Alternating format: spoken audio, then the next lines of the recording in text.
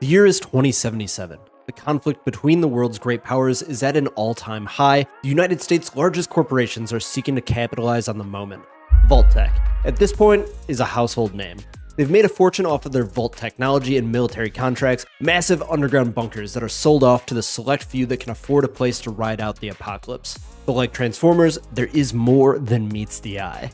While some of these vaults are just massive underground fallout shelters, the vast majority of the vaults are part of a myriad of sick experiments to the benefits of the pre-war elite. In this video, I will be taking you through all of the vaults in the known Fallout universe. I want to show you and explain the overall vibe, what experiment is being run in the vault, and just my overall feelings about it. We're going to be going sequentially from lowest number to highest number, doing it this way. We're going to be jumping around a bit between all of the different games. A lot of the numbers are set up in a specific region, so, it'll kind of like stay on one for a little bit, but hopefully this is going to keep it fresh and interesting. Needless to say, this whole video is spoilers, so if you do care about that, you should turn this video off right now. Vault 3. Our very first vault of this episode comes from my favorite Fallout game in the series, Fallout New Vegas. Yeah, Obsidian fanboy, deal with it. Luckily for the inhabitants of this vault, everything on the Vault-Tec side of things is on the up and up.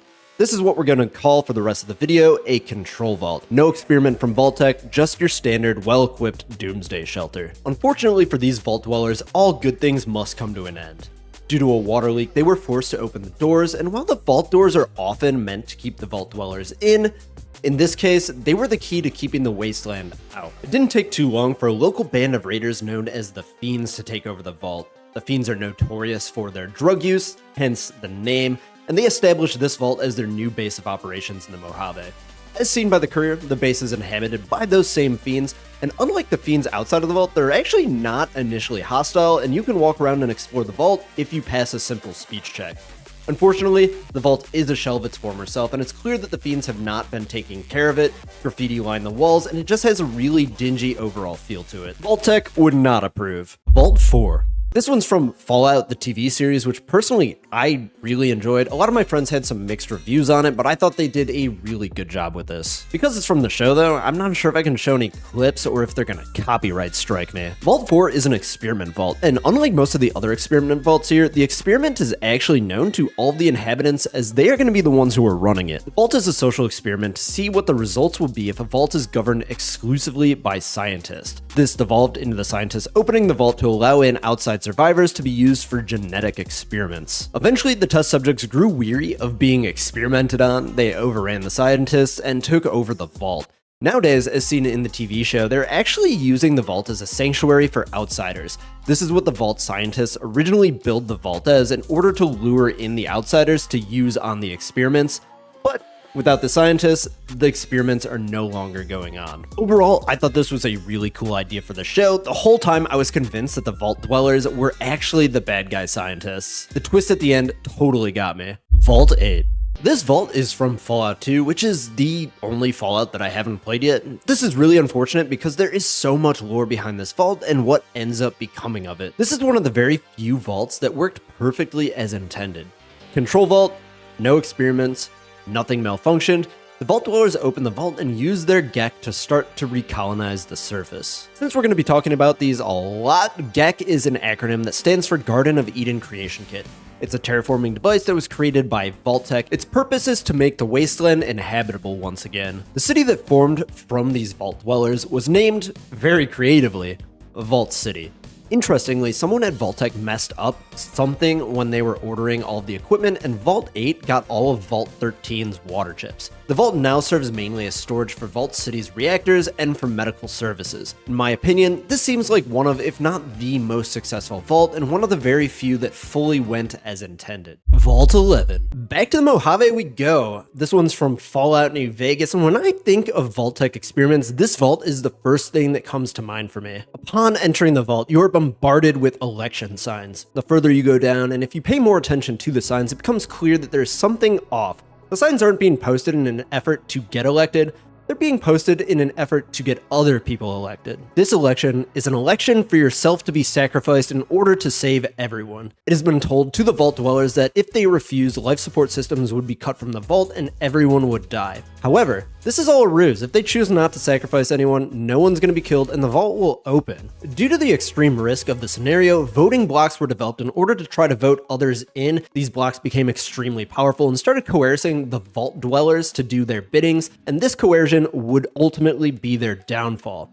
One resident capitulated to their demands to save her husband, but they went ahead and nominated him anyways. This resident's name was Catherine Stone, and she did what had to be done and murdered the members of the Justice Bloc who had nominated her husband. Thus, she was nominated in their place, and in one last-ditch effort, she abandoned the election process and a coup ensued. Almost every single person in the Vault died in this coup, and the remaining survivors decided to end the experiment and not send anybody into the chamber. This allowed them to learn the ruse behind the Vault in its entirety, and 4 of the 5 survivors can be found as skeletons at the entrance. No one knows what happens to them, and nobody knows what happened to the 5th survivor. Vault 12. Vault 12 is another old-school vault coming from the very first Fallout game. For the uninitiated, Fallout 1 and Fallout 2 both take place in Southern California. I haven't actually made it to Vault 12, but if you've watched any lore video on YouTube, you've surely heard of it before. I feel like the vaults from the older games just seem so much more influential to the lore of the series. The experiment in Vault 12 was to study the effects of radiation exposure on the residents. The vault door was made to malfunction intentionally, and the radiation was to slowly seep into the vault. The result of this process was the ghoulification of its residents. The ones that survived, at least. Shortly after the Great War, the ghouls left the vault to found the city of Necropolis. The vault itself is noticeably dingier than the other vaults from being left open for nearly 100 years. Definitely worth a little visit the next time you pick up Fallout 1. Vault 13 is featured in both Fallout 1 and 2, and it is the home vault of the player character, the Vault Dweller, in Fallout 1. This is another control vault with no Vault-Tec shenanigans going on.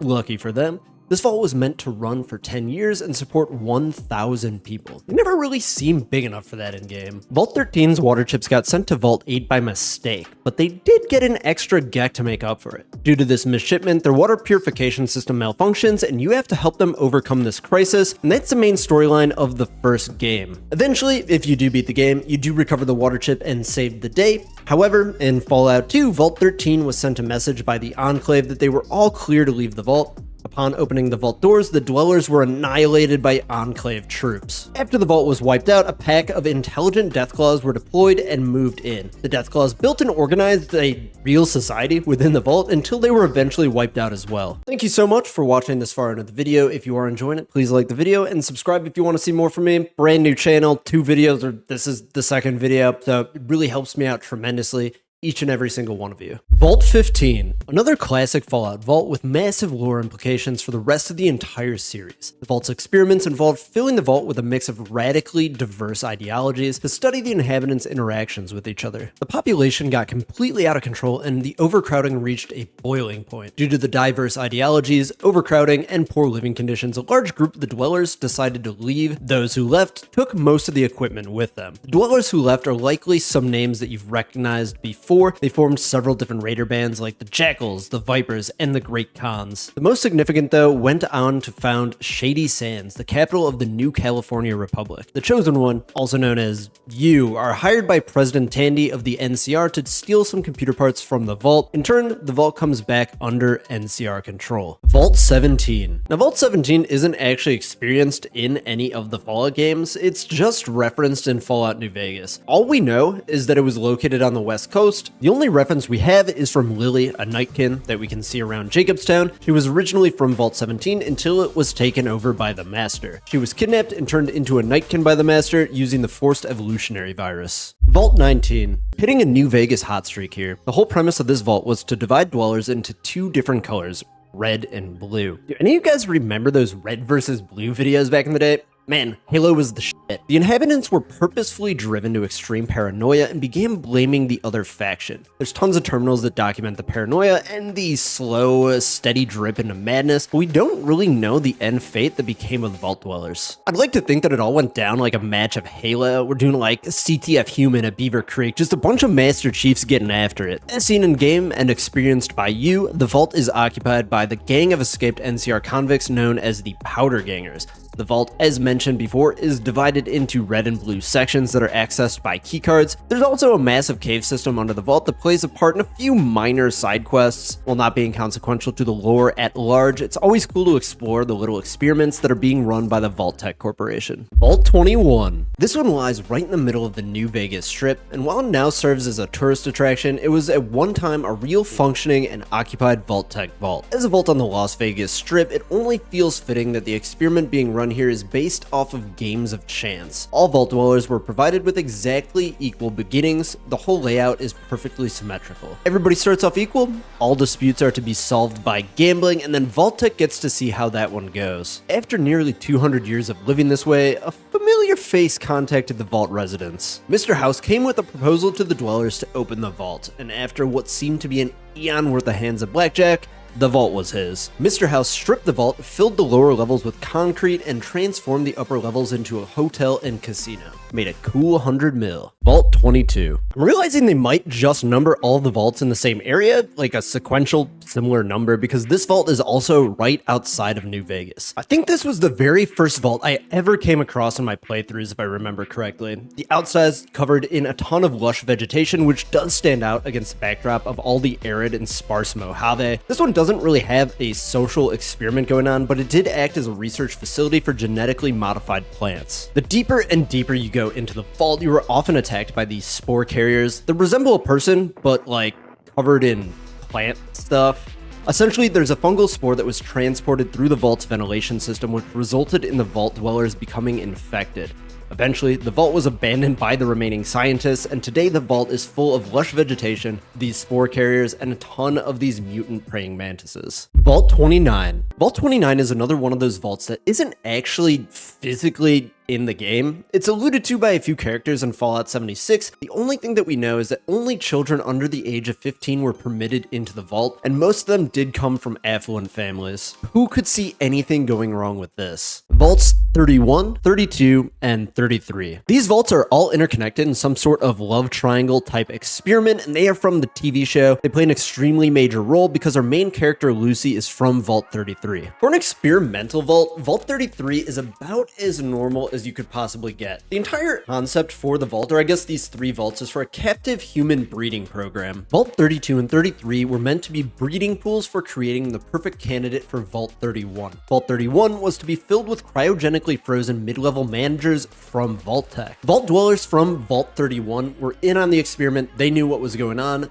32 and 33 were both unaware. The whole idea is that the dwellers from 32 and 33 were to be conditioned in a way that would make them great managers, and they then would go on to breed with the managers from Vault 31 to create super managers. This was all the pet project of Bud Askin from the TV show, and he nicknamed it Bud's Buds. Despite being an absolutely obnoxious character, for some reason I really love this guy. Vault 32 eventually learned about the experiment, revolted, and most of the vault met their ends. Then a band of raiders invaded and wiped out the remainder. They then were able to infiltrate Vault 33 and killed off a good number of their members before being defeated themselves. Then Vault 33 split in half and went on to recolonize Vault 32. Vault 34. This vault led to the rise of one of my favorite factions in Fallout New Vegas. This was an experiment vault with the social experiment, which they were to have an overly stocked armory. The living spaces were little to zero, but they were provided with extensive common areas. Eventually, they overpopulated. A large faction of the group did storm the armory by force and left the vault. These vault dwellers that stormed the armory and left by force are now seen as the boomers who occupy Nellis Air Force Base. Here, let my boy Pete tell the rest of the story. We left and wandered the wastes.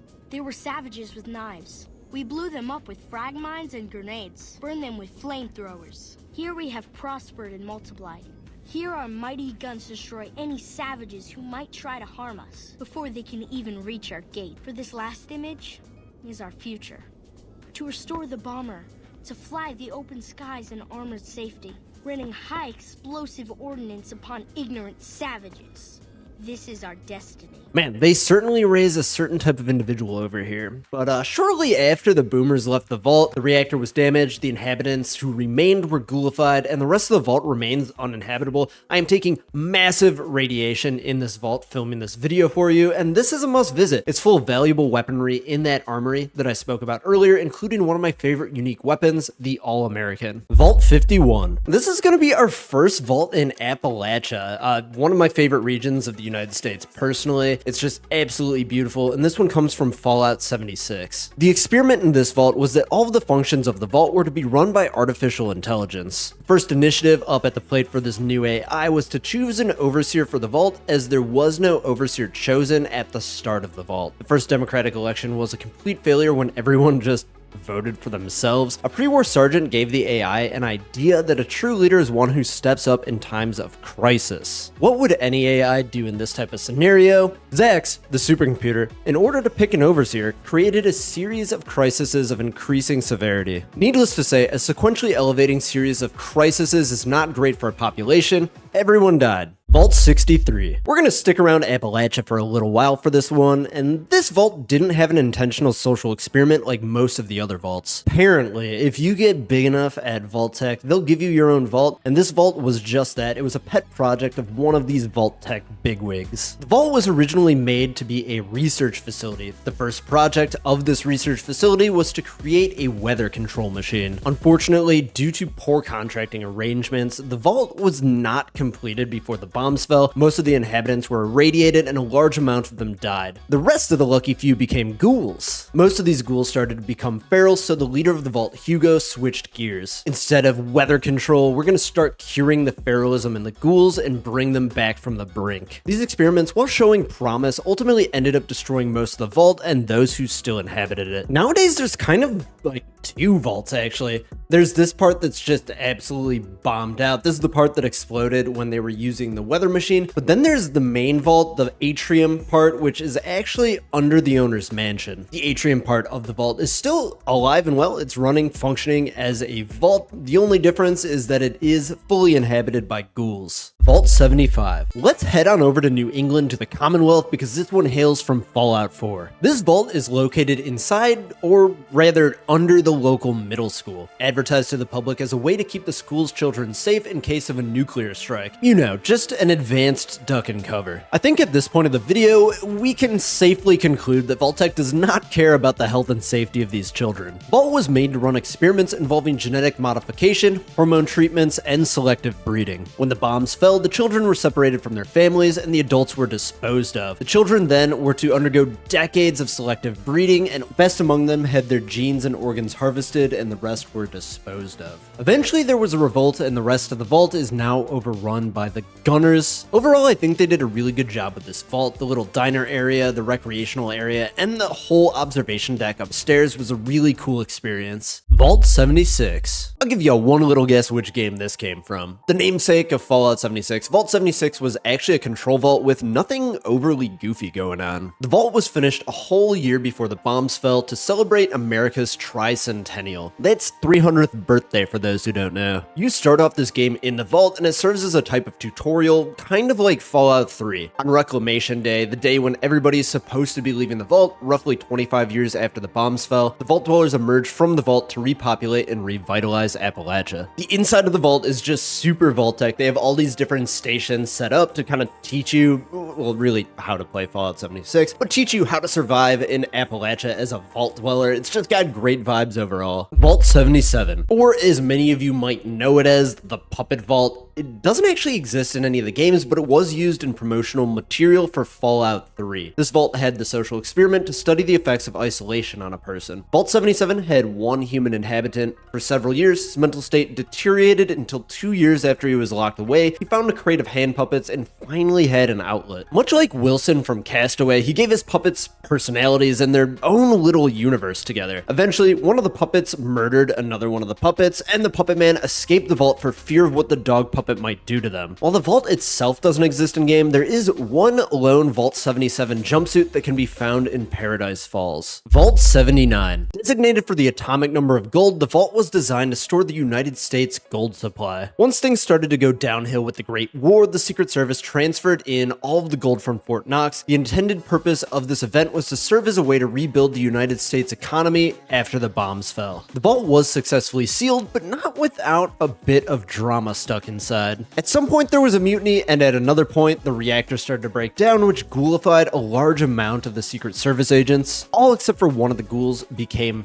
feral, and the remaining Secret Service agents sealed themselves off. This is one of the main storylines of Fallout 76. You're going all around Appalachia because there's a rumor of a treasure and everybody is out there trying to find it. The vault itself is massive and extremely well fortified. You have to fight your way through hordes and hordes of robots and ghouls to get in there. Other than that, there's an unbelievable amount of gold for the taking. I wonder if there's really this much gold out there in Fort Knox. Vault 81. This vault comes from Fallout 4, so we're up in New England again, and it's one of the very few active vaults that's still functioning as intended to this day. Or I guess kind of as intended. The only reason that it is still functioning is because the first Overseer actually sabotaged the Vault-Tec experiment that was meant to run in the vault, so it just ran as a control vault. The original Vault-Tec plan was to use the inhabitants of the vault as lab rats in order to develop cures for all known illnesses. The vault was divided into the main vault for the normal residents, or the lab rat vault dwellers, and then there was a secret section for the scientists to conduct their research. All of the rooms were outfitted with little nozzles so that the diseases and their cures could be administered in secrecy. The original Overseer was wise of Vault-Tec's plans, but just personally had a disagreement of them. She made it so that none of the scientists were notified to move into the vault in time. However,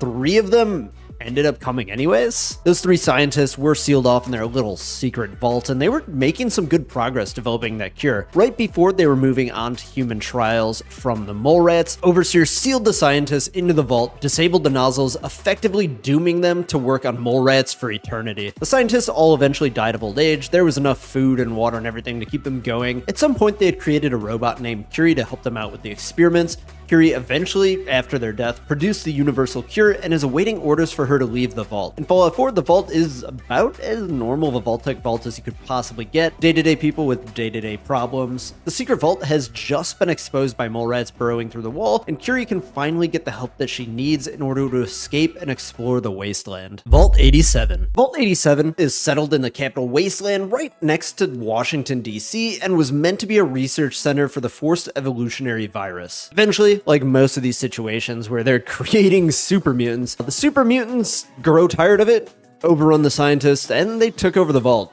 Who could see that one coming? Super mutants from all over the Capital Wasteland have been kidnapping the people that they could find, bring them to the vault in order to mutate them and strengthen the super mutants' numbers. After about 200 years of this antisocial behavior, the FEV has began to run dry. Present day, the vault is in a severe state of decomposition. Fun fact for y'all, the area right outside the vault entrance, the main entrance, has the highest amount of rads in all of Fallout, roughly 4,000 per second in the middle of it. It kills you in literally less than a second. This entrance area is guarded by super mutants because, lucky for them, this radiation does not kill them in seconds. Inside the vault, it's exactly what you would expect from a vault ran by super mutants. Just absolutely disgusting, tons of gore, rotten meat everywhere, super mutants, centaurs, and not really any type of upkeep. Vault 87 is part of the main storyline of Fallout 3. You're sent over here to get a Gek to help purify the water to save the Capital Wasteland. In exchange for a little bit of help, one of these super mutants might be willing to help you get your hands on it. Vault 88. Vault 88 was a unique type of test vault in that it was made to test Vault-Tec vault equipment.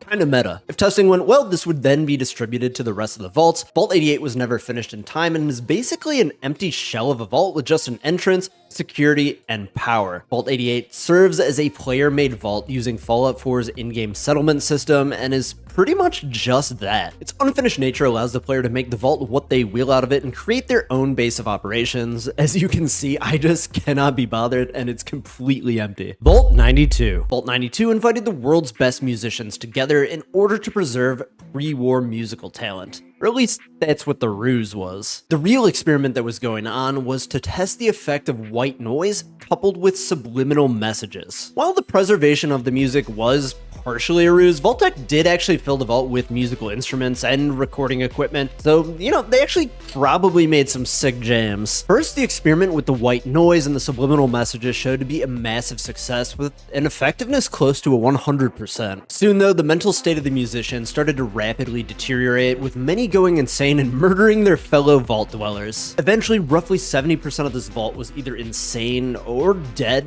The vault itself was built next to an underground water reservoir, which is just not great for vault infrastructure. Within modern days, the vault is inhabited by bloatflies and mirelurks, and mostly in a state of complete disrepair. Vault 94. Back to West Virginia we go, which means that I'm gonna get sucked into playing this game for like another 10 hours, but let's have at it. Vault 94 was designed to test the reactions from a non-violent, passive group of people when presented with post-apocalyptic societies. This whole concept kind of reminds me of the lesson with Lucy in the Fallout TV series, where she starts off super innocent and everything, but has to very quickly adapt to the wild wasteland. Dwellers came from what they call an agricultural religious community. What I picture personally is something similar to the Amish, but without the aversion to technology. The dwellers lived communally and without any type of weaponry or defense system. They were also encouraged to open the vault to help out other survivors. Vault-Tec wanted to test the ability for a group of pacifists living on a commune to adapt and modify their belief system in order to survive. A lone Vault-Tec employee was supposed to be low-key and not expose himself as the secret overseer. Eventually, when the plan began to take place, he revealed himself, Vault-Tec's plan, and the impending disaster. The governing body of the council completely disregarded his pleas and invited residents to go out and bring in new survivors, going a little step beyond just opening the doors. You can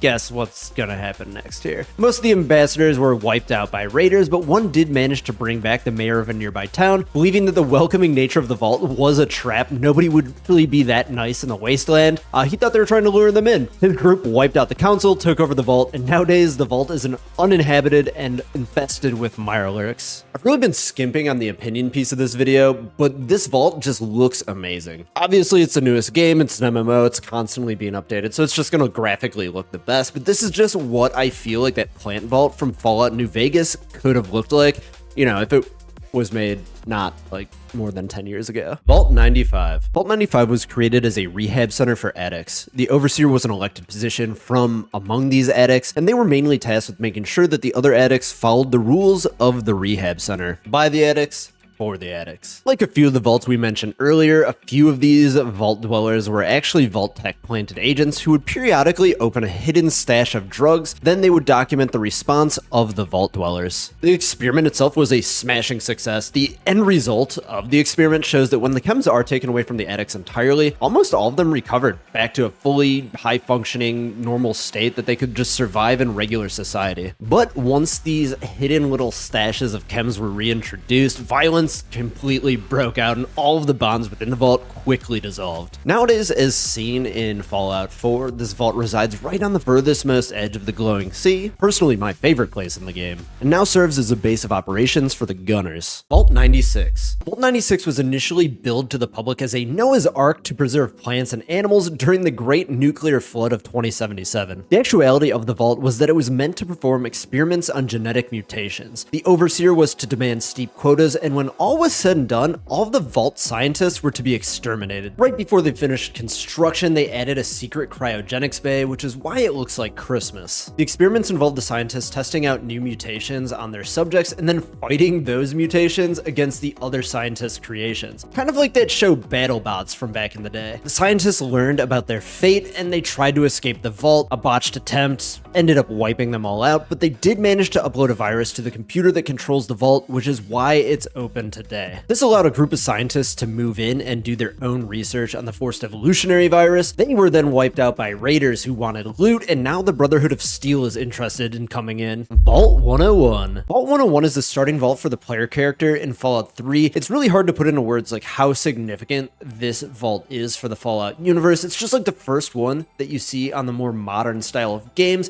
It serves as a tutorial for the player in this, and it kind of just establishes the whole Vault-Tec vibe for me. If you can't tell, I am super nostalgic for this one. The whole start of the game kind of follows you as the main character growing up in this vault. There's an old-timey 50s Americana feel, and it does a really good job for setting that stage for what we should be expecting from Vault-Tec. This one is a control vault, so everything's about as normal as Vault-Tec vault life could be, but there is one thing that you gotta know. There is a gang that runs this vault.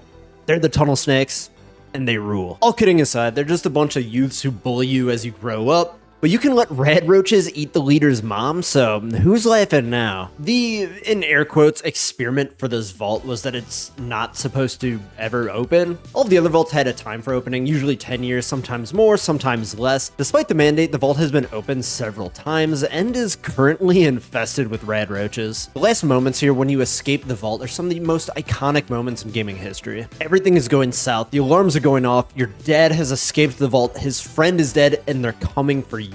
Your best friend is helping you escape while her father, the Overseer, is hunting you down. You're up at the top, the doors begin to move. There's a blinding flash of light before you gaze upon the wasteland for the very first time. It's hard to explain if you haven't played it yourself, but this was absolutely magical the first time I played this. Vault 106. Vault 106 was another experiment vault in which the drugs were pumped through the vault's air system so their effects on the population could be studied. Listen, Vault-Tec wasn't really that original, alright? While intending to be non-lethal, you and I have both seen this movie before, and the Vault Dwellers go from disoriented to triple homicide real quick. Vault 106 is still inhabited, the experiment is still ongoing, the Vault Dwellers today are all more or less insane. The vault itself is in shambles due to roughly 200 years of experimenting and lack of upkeep, and somehow they still haven't ran out of drugs to pump through the system because those are still going through those air vents today. If you're going to explore this one, make sure you do tread carefully so you don't end up locked in there with them. The coolest part about this vault is they have these little like psychedelic sequences that happen every once in a while to you. Here we have the Tunnel Snakes attacking us, people going invisible, and it kind of just adds to the whole like crazy vibe of the vault, which is perfect because our next vault has my favorite wasteland crazy man. Vault 108. Back in the capital wasteland, Vault 108 was an experiment vault that was just doomed from the get-go. The premise of the experiment involved a power supply that was set to fail halfway through the vault's life cycle. Leadership positions were to be filled only with those who are terminally ill so that new people must rise to the occasion constantly. On top of all of these other disastrous scenarios, they were to be given 3 times the normal allotment of weaponry, and they lacked any of the entertainment provisions that were given to the other vaults. The scientists in the vault were also engaged in their own side project as well that involved cloning the same man over and over again, named Gary. All Garys have an attitude that there can only be Gary, and they are immediately aggro to all non-Garys in the vault. In modern times, nothing is left of the Vault-Tec overlords, scientists, or regular vault dwellers. All we have is Gary. A whole lot of Gary. Gary! Vault 111. Vault 111 is the starting vault of Fallout 4. The game starts off with the sequence as you run to the vault while the bombs fall, and then you get in, you get checked in, and you are immediately cryogenically frozen. The experiment here is pretty straightforward. It's just a medical study to show the long-term effects of cryogenic stasis on human beings. The vault dwellers were not informed of this and were essentially tricked into getting into the pods when the bombs fell. The vault itself is quite small as most of the residents won't really need anything other than their cryopods. Nowadays, most of the pods are destroyed and no longer functioning. Vault 112. Yet another super iconic vault from Fallout 3. This experiment is unique from all of the other ones. Vault dwellers are hooked up to a virtual reality machine which is entirely controlled by the Overseer. These virtual reality pods were meant to provide simulated utopias for vault dwellers to enjoy until the vault's eventual opening. However, Dr. Braun, the scientist, Overseer in control, had other plans. Unfortunately for the dwellers, Dr. Braun happened to be an extreme sadist and used the simulations to torture the vault dwellers as his own little playthings, so that the vault could run indefinitely in this simulated hellscape. It is fully staffed by robo-brains. Vault 112 is actually one of 2 fully intact functioning vaults in the capital wasteland, and it being staffed by robots with no needs or will to escape is likely one of the driving causes behind this. Vault 114. Vault 114 is another experimental vault located in the heart of Boston, and it was meant to host all of Boston's most elite families. It seemed like this vault's sole purpose was to be as frustrating as humanly possible. The vault would have all the wealthy individuals stripped of all of their wealth and forced to live in squalor under an absolute moron of an Overseer. This Overseer was to have no leadership experience whatsoever and should have a strong disdain for authority. The Overseer that was chosen was Soup Can Harry. He was chosen because he refused to give his legal name, believed that taxes funded Illuminati Freemason sex parties, and willingly consumed Abraxo cleaner. We have pretty much zero indication of how this whole vault met its downfall, but it must have at some point because it is now occupied by the Triggermen gang. Vault 118. Vault 118 is our final vault of the video, and fun little fact for you, this is the only vault that is coming from a DLC. Located at the Cliffs Edge Hotel in Bar Harbor, or, I mean, it's modeled after Bar Harbor, Maine, which is just an absolutely beautiful part of the country. This experiment involved 10 of the area's most elite and ultra-wealthy blue blood individuals. The vault would also house 300 lower-class individuals. The 10 upper-class folks would have every whim catered to, live in expansive multi-room apartments, and would be above all legal restrictions. The 300 lower-class individuals would live in complete squalor and be at the whim of the upper class. The second lower-class wing was actually never made, as the financier just stopped funding the building of it, so the vault was only the rich folk. One of the vault dwellers was a researcher for General Atomics and was part of the RoboBrain team. He convinced all of the other residents to become RoboBrains, and currently they occupy the vault to this day in that state. This is another one of those very rare vaults that has never stumbled into a state of disrepair and is still fully functioning. There has been a murder in the vault when you roll up to it though, and they have been on the lookout for a detective from the outside. Do you have what it takes? Thank you guys so much for watching the video. If you did enjoy the video, make sure that you do like the video, subscribe to the channel for more similar content. And a quick disclaimer, yes, I do know that I left out a ton. There's so much lore that goes into this, but this video is more than 35 minutes long, and that's long enough. Have a good night.